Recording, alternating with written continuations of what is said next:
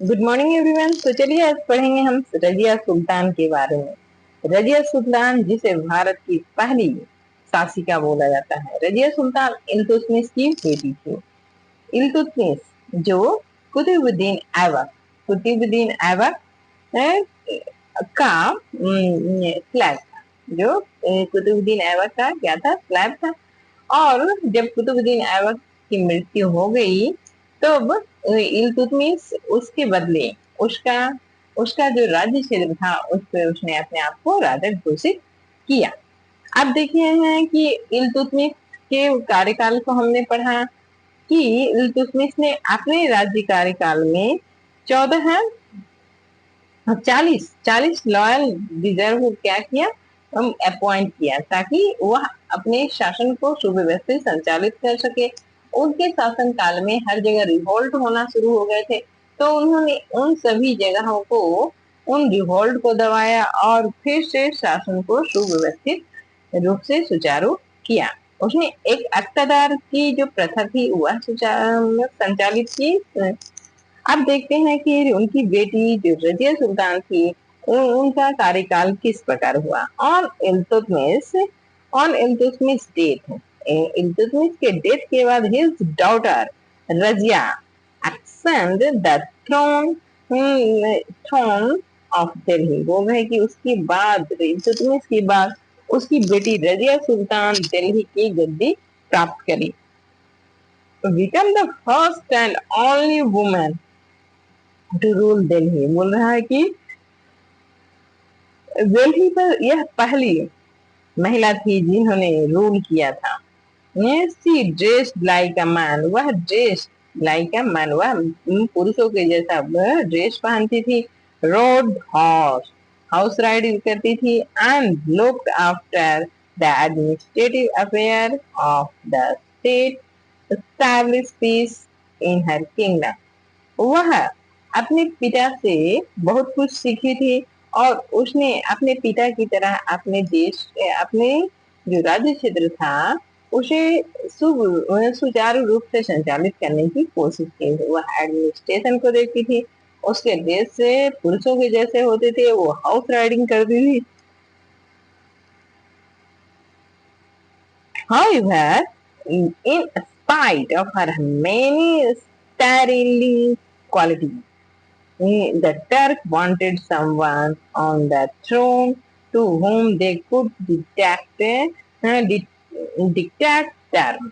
बोल रहे हैं कि वो उसका जो बिहेवियर था वो उसमें बहुत सारी अच्छाइयां थी। एक राजा बनने की पूरी अच्छाइयां थी, एक शासक बनने की उसमें पूरी अच्छाइयां पूरी क्वालिटी थी। लेकिन जो टर्क उस समय के जो टर्क कुलीन थे, जो टर्क सामंत थे, वो वह रजिया को एक सुल्तान के रूप में, वो भी एक महिला शासिका के रूप में बर्दाश्त नहीं कर पा रहे थे। वो उन्हें यह उनकी मुख्य क्वालिटी जो थी वह उन्हें दिखाई नहीं दे रहा था और वो चाह रहे थे कि मतलब मैं शासन करूं, बस ये कठपुतली की तरह रहे। But she was not puppet. लेकिन वह पपेट मतलब वो पुतला नहीं थी। वह वह वह खुद राज करना चाहती थी। वह किसी का मोहरा नहीं बनना चाहती थी और वह खुद शासन करना चाहती थी। She said up a group of royal commander. उसने रॉयल कमांडर का एक रॉयल कमांडर को सेटअप किया, group of, and begin giving high rank, और उन्हें उन्हें हाई रैंक देना शुरू किया ऑफ नॉन टर्क। जो टर्क नहीं थे पहले, जो टर्क थे उनको दिया जाता था। लेकिन अब जो टर्क नहीं थे, जो भारतीय मुसलमान थे, उन्हें भी यह पद दिया जाने लगा। This incensed the Turk Amish noble who began opposing her and eventually murdered her। ऐसे क्या हुआ, जो टर्क अमीर थे, अमीर मतलब क्या होता है, जो टर्क में जो कुलीन वर्ग के लोग थे, जो पैसे वाले लोग थे, जो जो जो वहां के मंत्री थे, वो लोग के आंखों में रजिया सुल्तान चुभने लगी और इस कारण उन्होंने क्या किया कि उनका विरोध करने लगे और अंत में रजिया सुल्तान की हत्या करवा दी। देन आफ्टर रजिया के बाद देखिए हम बलवन। बलवन ने राज्य काज संभाला। बलवन आफ्टर रजिया बलवन become the sultan of Delhi. Razia के बाद बलवन सुल्तान बना। He was one of the 40 Slav Iltutmish had promoted to high rank। बोल रहा है यह वही जो इल्तुतमिश ने 40 अक्टादार जो जो अपॉइंट किए थे हर छोटे छोटे राज्य क्षेत्र में उन्हें गवर्नर के रूप में अपॉइंट करते थे। ये सभी स्लैब होते थे, उन्हें उन्हें खरीदा जाता था और उन्हें योग्यता के अनुसार उन्हें उतने पैसे दिए जाते थे। तो बलबन भी इल्तुतमिश का क्या था? स्लैब था ही। अब इल्तुतमिश हैज अपॉइंट इन बलबन को, तो इल्तुतमिश ने हाई रैंक पे अपॉइंट किया था। व्हाई नाउ अब the Turk amirs had become very powerful and so no respect for the sultan। अब आप देख ही रहे होंगे कि जो टर्क अमीर थे उन्होंने रजिया सुल्तान की मर्डर करवा दिया। तो वो अब इतने अपने आप को पावरफुल दिखा रहे थे कि अब मैं जो चाहता हूँ वही होगा, अब मैं जो चाहता हूँ वही हो सकता है। अब तो अब जब बलबन शासक बना तो उन्होंने राजा की को जो सम्मान देना चाहिए था उस सम्मान को देने से मना कर दिया और उन्होंने उनकी रिस्पेक्ट करना भी मना कर दी और वो रिस्पेक्ट भी नहीं करते थे। जो टर्क अमीर थे वो राजा का भी सम्मान करना छोड़ दिए। दे प्लॉटेड अगेंस्ट हिम। वे राजा के प्रति षड्यंत्र बनाते रहते थे। अब बहुत सारे 40 अमीर थे, बहुत सारे सुल्तान थे, तो जो सभी सॉरी सुल्तान एक ही था लेकिन जो टर्क अमीर थे वो बहुत सारे थे। वो अपने अपने आदमियों को सपोर्ट करते थे और इसी तरह राज्य में पूरी तरह से प्लॉट चलते रहता था, एक दूसरे का षड्यंत्र चलते रहता था against him and even began threatening him. और उन्हें डराया धमकाया, राजा को डराया धमकाया जाता था कि अगर तुम ऐसा नहीं करोगे तो हम तुम्हें मार डाले। हमने उनसे बार्गेनिंग की जाती थी। However, हालांकि the strong and iron-willed Balban slowly but firmly suppressed them। और है कि जो वो बलवन था वह क्या था? वह आयरन बिल्ड मतलब कि जिसकी इच्छा शक्ति बहुत ही मजबूत होती है उसे बोलते हैं आयरन बिल्ड। तो बलवन की इच्छा शक्ति बहुत ही मजबूत थी, वो बहुत ही स्ट्रांग था। तो वह आयरन बिल बलवन स्लोली धीरे धीरे बट फॉर्मली लेकिन धीरे धीरे लेकिन सप्रेस्ड उन सबों को धीरे धीरे उसने क्या किया?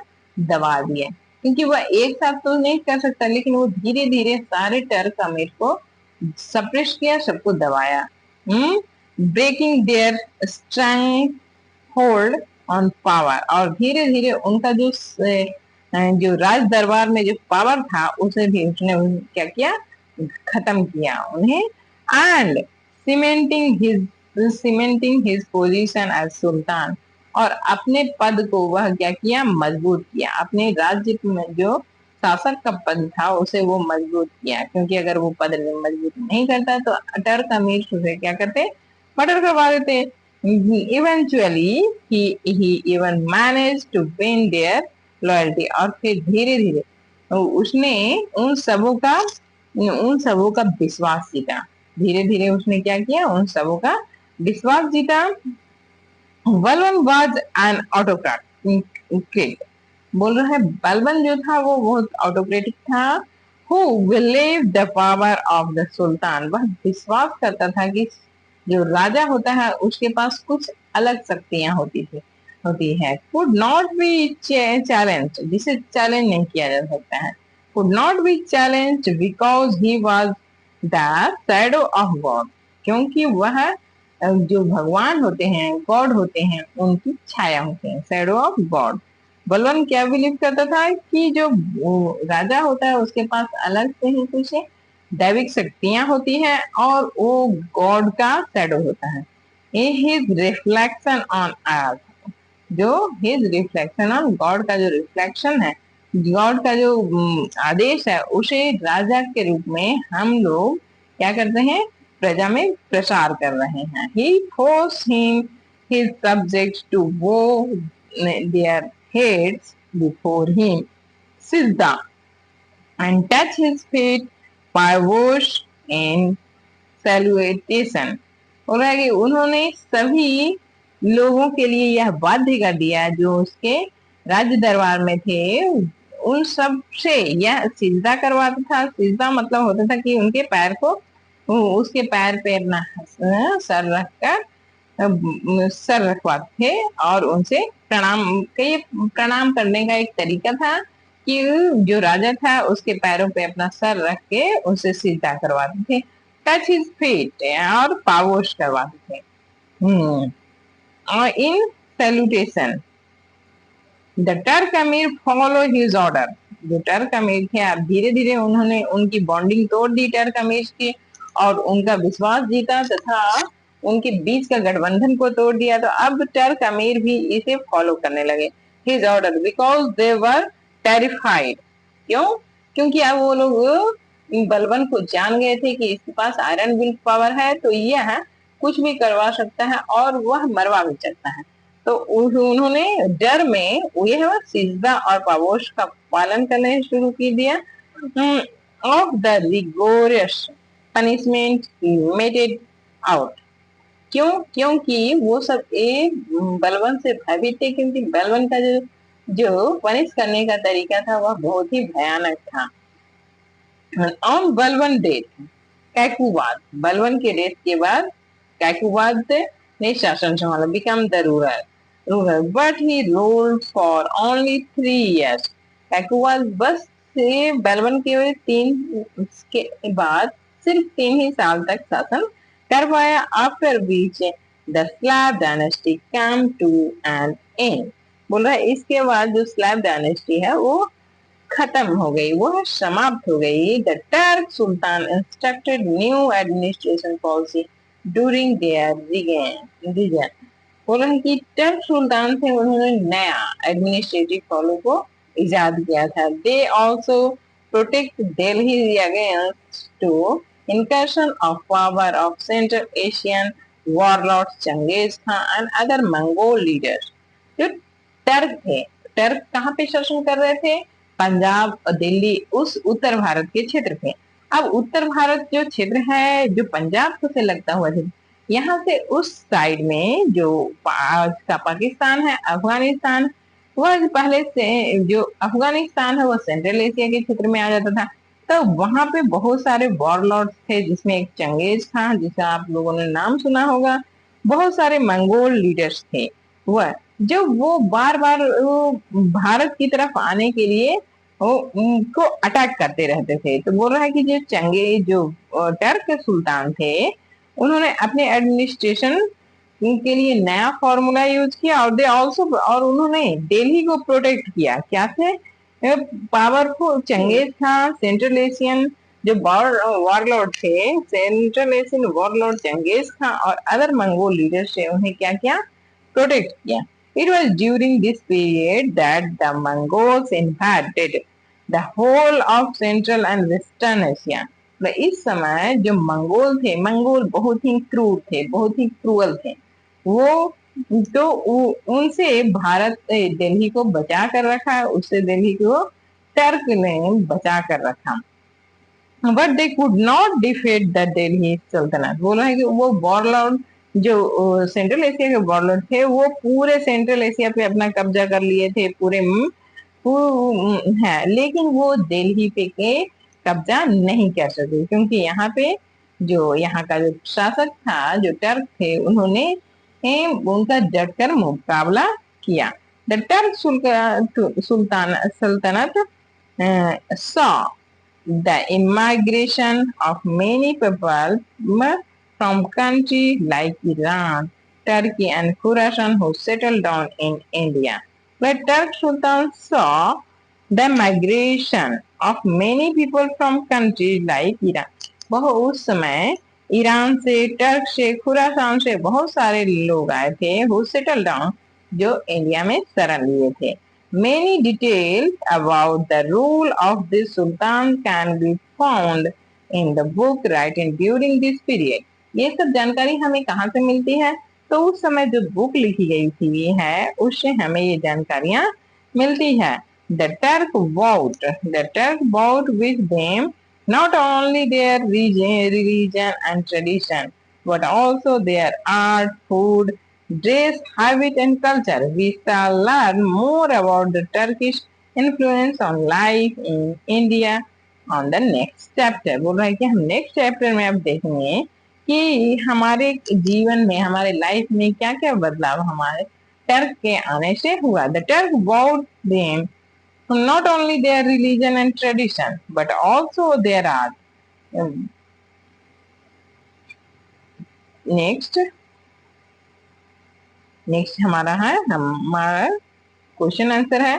आप क्वेश्चन आंसर को बनाइएगा। यहाँ पे क्वेश्चन आंसर को सॉल्व करने में बड़ा मजा आता है, क्योंकि क्वेश्चन आंसर सॉल्व करने से हमें पता चलता है कि हमें कितनी चीजें याद रही। अभी आप हम एक शॉर्ट ब्रीफ देखिए तो इसका हमने सबसे पहले क्या देखा था। हमने देखा था कि जो स्लैबरी सिस्टम और स्लैब कौन होते हैं। तो स्लैब को हमने जाना था। इससे पहले हमने देखा था कि 1206 1206 से 1290 तक हमारे देश पे, हमारे जो उत्तर भारत क्षेत्र थे, हमारे पूरे देश पे नहीं, ये उत्तर भारत की कहानी है। ये उत्तर भारत की कहानी है। दक्षिण भारत में उस समय अलग शासक शासन कर रहा था। ये उत्तर भारत की कहानी है। तो उस पे इससे पहले तो हमारे देश में छोटे छोटे राज्य राजा लोग शासन कर रहे थे। अब हमारे देश पे मोहम्मद गौरी का अटैक हुआ था। मोहम्मद गौरी जो पहली बार तो तराइन की युद्ध में पृथ्वीराज चौहान से हार चुका था, लेकिन फिर बाद में वह के दूसरी बार जब युद्ध किया, तराइन की दूसरी युद्ध में उसने पृथ्वीराज चौहान को हराया। और उस हराने में सबसे बड़ा योगदान उसकी कैवलरी यानी कि घुड़सवारी को जाता है। उसके बाद हमने देखा कि पृथ्वीराज चौहान के खत्म होने के बाद लगभग उस समय राजपूतों का शासन लगभग समाप्त हो, लगभग उनका बहुत ही कमजोर हो चुके थे। राजपूत शासक जो थे बहुत ही कमजोर हो चुके थे। तो वहां से मोहम्मद गौरी के खत्म होने के बाद शासन शुरू हुआ स्लैब जिसे हिंदी में गुलाम वंश कहा जाता है। तो ये जो स्लैब इसलिए बोला जाता है क्योंकि जो राजा लोग हुए, जैसे मोहम्मद गौरी, वह कुतुबुद्दीन ऐबक को खरीदा था और उसे ट्रेंड किया। उसे वह जितनी योग्यता रखता था फिर उसे वो पैसे भी देता था। और फिर जब मरने के बाद कुतुबुद्दीन ऐबक उसका शासक है, उसके राज्य क्षेत्र का शासक बना। फिर वैसे ही कुतुबुद्दीन ऐबक ने अपने स्लैब रखा था। स्लैब मतलब होता है वह किसी युवक को खरीदा और उसे ऐसे काम करवाता था, अपने सारे कार्य करवाता था, युद्ध करवाता था, होटल करों में ये भेजता था। और उसके बाद उन्हें जैसा उसका उसका जैसे उसका कैपेबिलिटी होती है उतना उसे पैसे दिए जाते थे। तो इस प्रकार यह स्लैब सिस्टम चला, जिसमें सबसे पहला था कुतुबुद्दीन ऐबक, उसके बाद हुआ इल्तुतमिश, और इल्तुतमिश के बाद हुई रजिया सुल्तान, जो कि पहली महिला शासिका बनी, और वह एक बहुत ही योग्य शासिका थी। लेकिन जो उस समय की पुरुषवादी सोच थी, जो टर्क लोग थे, उन्हें वह उनके आंखों में चुभ रही थी कि हमारे होते हुए कैसे एक महिला शासिका है। और उनका जो अपना वो चाहते थे कि मैं इसे पपेट के रूप में यूज करूं, लेकिन रजिया सुल्तान स्वयं शासन करना चाहती थी। इस प्रकार उन्होंने रजिया सुल्तान की भी मर्डर करवा दी। और इसके बाद आया बलबन, जो कि अपने राज्य क्षेत्र को बहुत ही धीरे से और बहुत ही सुचारू रूप से अपने उन टर्क अमीरों के साथ हैंडल किया और उन्हें पनिश भी किया। जो उसके विरोध में जाते थे उन्हें बहुत ही कड़ी सजा देते थे, जिस कारण टर्क अमीर भी डर गए और उन्होंने इसका साथ देना शुरू किए। इस प्रकार हम नेक्स्ट वीडियो में नेक्स्ट चैप्टर को पढ़ेंगे। तो आप पढ़ते रहिए, समझते रहिए। धन्यवाद।